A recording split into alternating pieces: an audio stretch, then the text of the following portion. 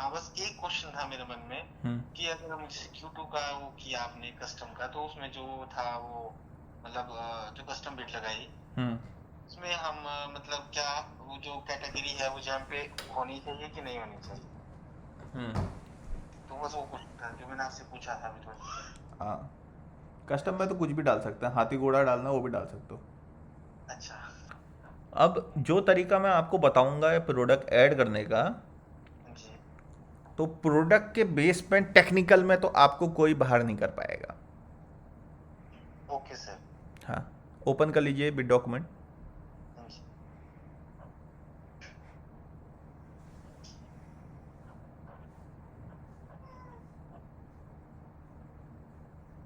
हाँ, एनलार्ज कर लीजिए, इसको बड़ा कर लीजिए। हाँ जी, नहीं ये कौन सर, ये वही था जो मैंने, हाँ यही था।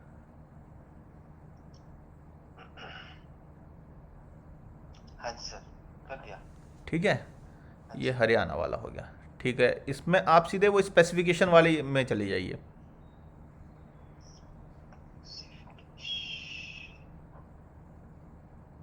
ठीक है, हाँ जी। ये आ गया स्पेसिफिकेशन वाला। अब अपने को क्या करना है, जेम पे जाइए, मार्केट में जाइए। लॉग आउट हो रखा है ना, लॉग इन पे क्लिक कर लीजिए एक बारी।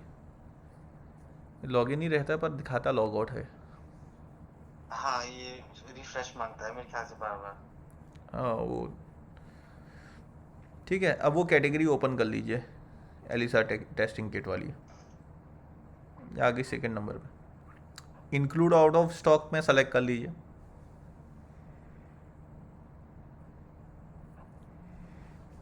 अब जो मैंने स्पेसिफिकेशन वाला आपको ट्रेनिंग में बताया था ना पहले, हाँ जी। वो सेम इसमें अप्लाई करना है। वहाँ से स्पेसिफिकेशन देखनी है और यहाँ पर सेलेक्ट करते जानी है। ठीक है।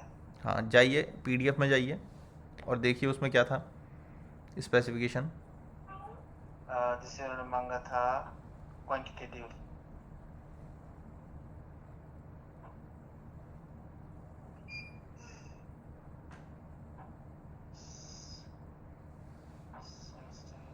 सेंसिटिविटी के। वहाँ से कॉपी पेस्ट भी कर सकते हो। Type of ELISA kit, free T3 ELISA kit लिखा है ना, हाँ इसको जी। कॉपी कर लो, फ्री T3 एलिसा किट। हाँ, ठीक है। कॉपी करो और वहाँ कंट्रोल F करके फाइंड कर लो।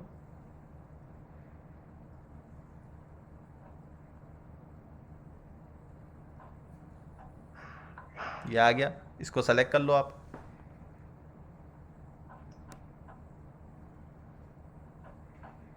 ठीक है, बाय द टाइम वहाँ पर वापस जाओ। अब दूसरा है detection type quantitative. Detection type वहाँ पर भी आपको सेलेक्ट करना पड़ेगा। इससे पहले सिलेक्ट करना पड़ेगा हाँ, सर? वो उसको ओपन करना पड़ेगा ना।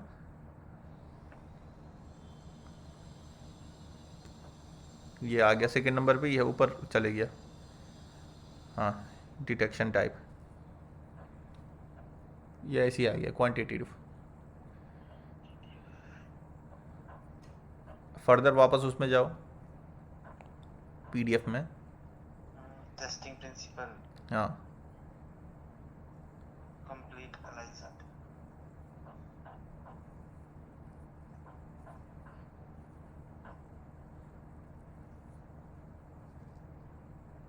फर्स्ट वाला आ गया, 8 क्वांटिटी दिख रही है जिसकी। फिर वापस चले जाओ उसमें, sample type required, serum plasma.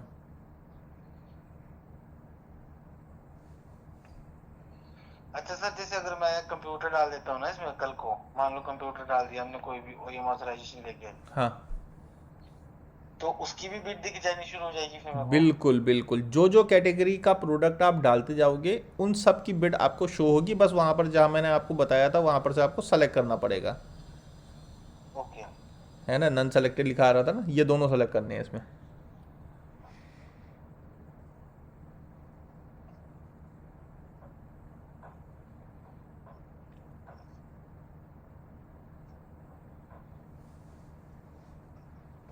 Sample volume, अच्छा नहीं दिया है। सेंसिटिविटी 98 से ऊपर वाला लेना है, 98 या फिर 98 से ऊपर वाला। हाँ जी। ये 98% एक ही है, ये सेलेक्ट कर लो। स्पेसिफिसिटी 98% और हायर।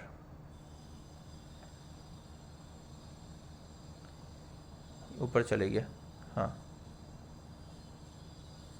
हाँ, ये एक ही है, ठीक है। जिसको आप मतलब छोड़ भी देते हो ना, बाय डिफ़ॉल्ट सेलेक्ट हो जाता है। अच्छा। हाँ, बस ये है कि उस पर्टिकुलर कैटेगरी के अंदर का कोई फ़िल्टर सेलेक्ट नहीं करना होता है। ओके। रिएक्टिव है, नॉन रिएक्टिव कंट्रोल।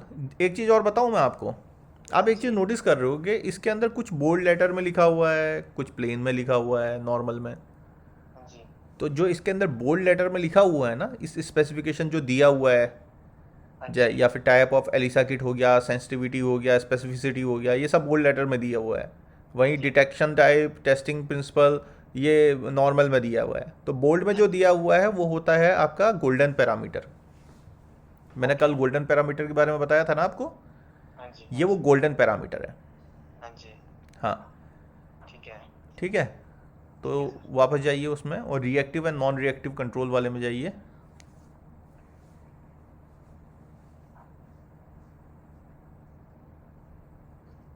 ये सेकंड नंबर का, यस यस। वापस जाइए उसमें। अब minimum number of calibrator provided with the kit, 6 select करना है।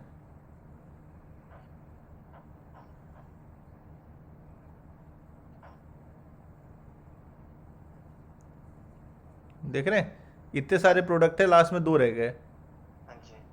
वापस जाइए। पैक साइज 96 टेस्ट होनी चाहिए।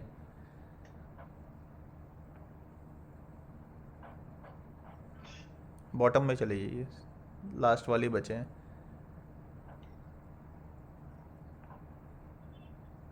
ये सबसे नीचे वाला है पैक साइज।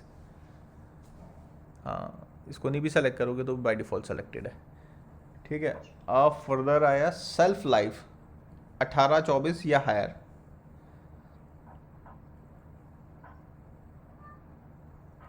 24 कर देता हूँ। सेलेक्ट नहीं भी करोगे तो भी सेलेक्टेड ही हो, छोड़ दो आप। ऊपर चले जाओ।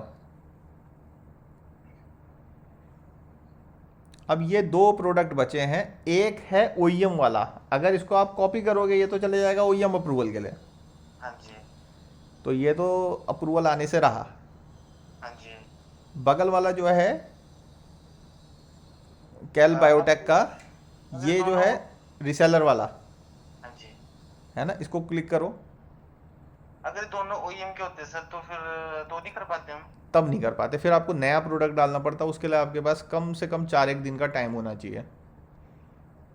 अच्छा। हाँ, इसको सेलेक्ट करो, कैल बायोटिक का।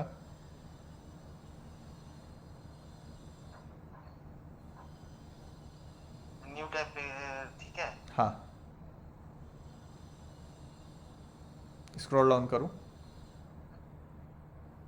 है ना, देखा। Reseller not verified by OEM, catalogue not verified by OEM लिखा आ रहा है ना। हाँ जी। हाँ जी। सेल दिस आइटम कर लो। हाँ जी।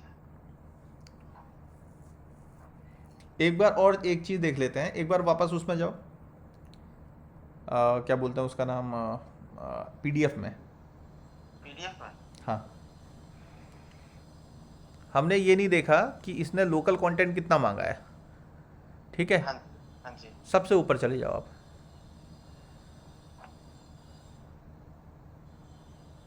और लोकल कंटेंट मांगा है या नहीं मांगा है, स्क्रॉल डाउन करो।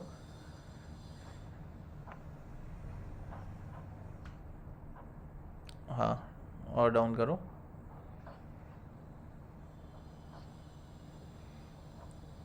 करते जाओ, स्क्रॉल डाउन।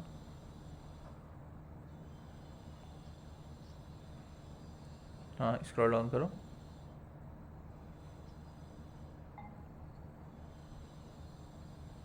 ठीक हो गया, इसने लोकल कंटेंट नहीं मांगा है। देखा, ये ब्रांड लिखी हुई है इसने नीचे, उसमें नीचे ले जाओ आप, एटीसी में, पेज नंबर 4।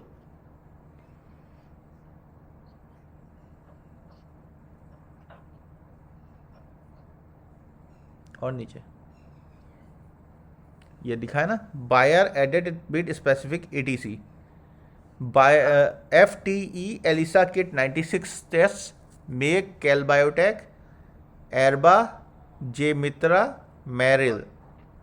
अगर इसमें प्रोडक्ट नहीं मिलता या कैल बायोटेक का हम कॉपी नहीं कर सकते और इसमें हमको पार्टिसिपेट करना होता, तो हमको फिर एरबा, जे मित्रा और मैरिल, इनमें भी ट्राई मारना पड़ता।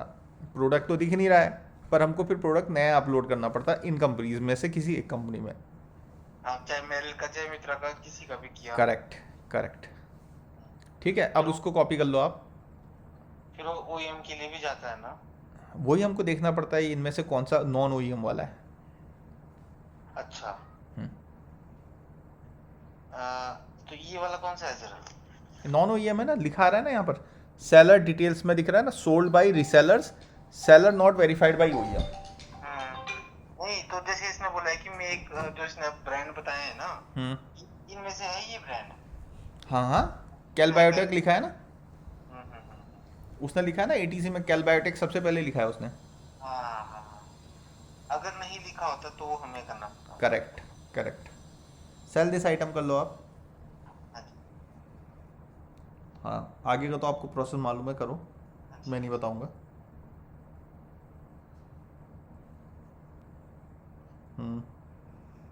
ऊपर छूट गया,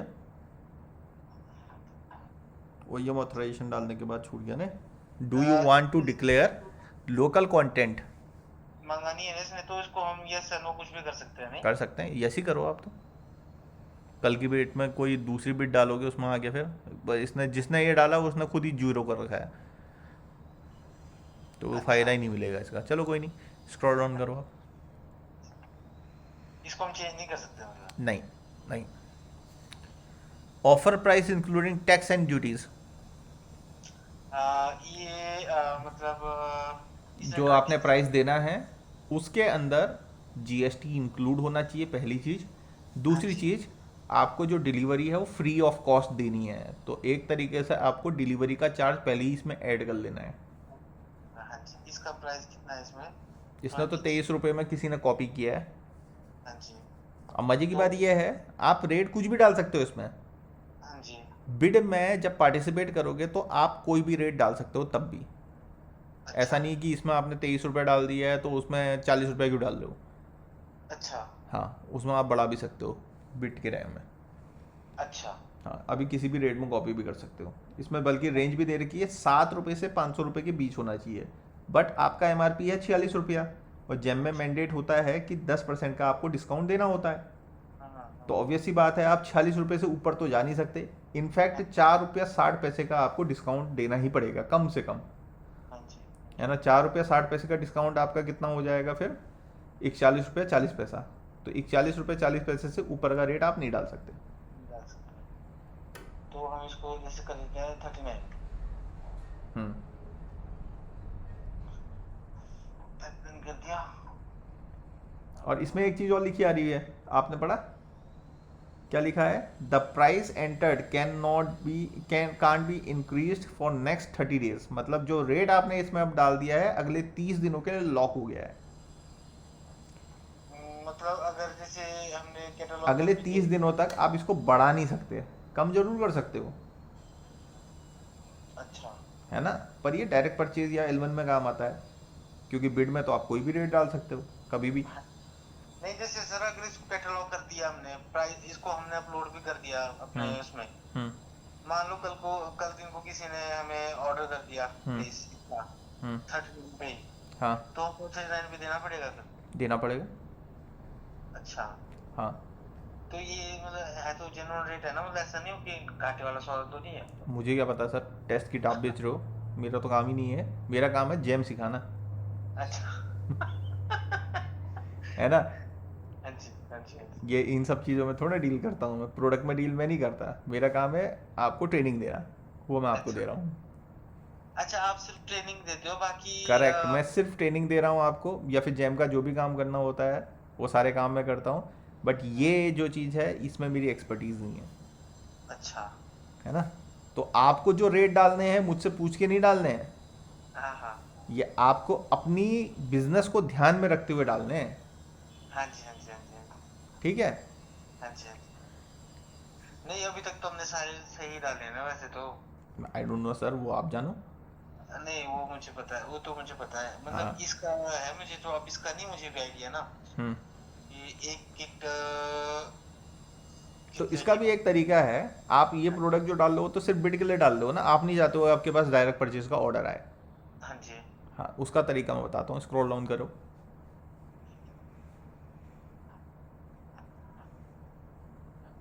स्टेट सेलेक्ट कर लो आप। स्टेट। तो ये जो जैसे ऑर्डर हरियाणा का है ना, तो हरियाणा भी इसमें डालना पड़ेगा मेरे को? नहीं, आप हिमाचल ही डालो। अच्छा। बिड में पार्टिसिपेट ऑल ओवर इंडिया कहीं के लिए भी कर सकते हो आप। ठीक है, ठीक है। अब आपको जो क्वांटिटी है हाँ जी। स्टॉक, वो तो स्टॉक डाल दो आप।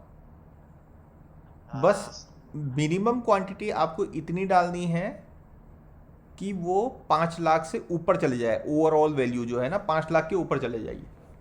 अब जैसे आपने डाल रखा है 39 का रेट, तो हम क्या करेंगे, 5 लाख डिवाइडेड बाई 39 करेंगे तो क्वांटिटी आती है 12,821 रुपया। अब सॉरी, 12,821। तो आपको स्टॉक 12,821 से ऊपर डालना चाहिए, और हम्म, मिनिमम क्वांटिटी पर कंसाइनिंग में 12,821 डालना चाहिए। तब आपको डायरेक्ट परचेज का ऑर्डर इसका कभी नहीं आ सकता, क्योंकि वो 5 लाख से ऊपर चले जाएगा। अच्छा। समझे आप? समझ गया, समझ गया, समझ L1 का ऑर्डर का, देखिए डायरेक्ट परचेज जो होता है मैक्सिमम 25,000 रुपये तक का होता है। तीन तीन में कंपैरिजन जब करते हैं, तीन गया। प्रोडक्ट्स में, उसमें मैक्सिमम ऑर्डर 5 लाख तक का मिल सकता है। ठीक है। तो हमको अपने इस प्रोडक्ट की जो वैल्यू है, हम्म। कम से कम 5 लाख से ऊपर का डालना है आपको। आप ये बोलोगे कि आपको अगर डायरेक्ट परचेज का ऑर्डर देना है तो 5 लाख 1 रुपये का देना पड़ेगा, उससे नीचे का ऑर्डर मैं लूंगा नहीं, ओके। है ना। और 5 लाख 1 का तो ऑर्डर वो डायरेक्ट दे ही नहीं सकता, क्योंकि जेम का क्लॉज ही नहीं है, हम्म। जेम अलाउ ही नहीं करेगा। इसलिए 12,821 का हमको इसमें स्टॉक दिखाना होगा, या फिर उससे 12,821 से ज़्यादा का भी दिखा सकते हैं, और मिनिमम क्वांटिटी हमको 12,821 दिखानी होगी। ठीक है। हाँ। अब जैसे 12,821 है ना? हाँ, मल्टीप्लाई 39 करके देखो कितना आ रहा है। 39। या कितना आ तो गया, 5,19,000। हम्म। और 5 लाख से ऊपर का ऑर्डर डायरेक्ट परचेज में नहीं आ सकता। ठीक है, ठीक है। ठीक है। ये ठीक है सर, ऐसा, हाँ ये हम्म। 12,821 डाल दिया हमने। हाँ, मिनिमम क्वांटिटी भी सेम डाल दो आप। 12,821। अब lead time to direct purchase. ये तो 10 दिन ही डालना पड़ेगा। ठीक है, सेव प्रोसीड कर लीजिए, सेव। आगे बढ़िए।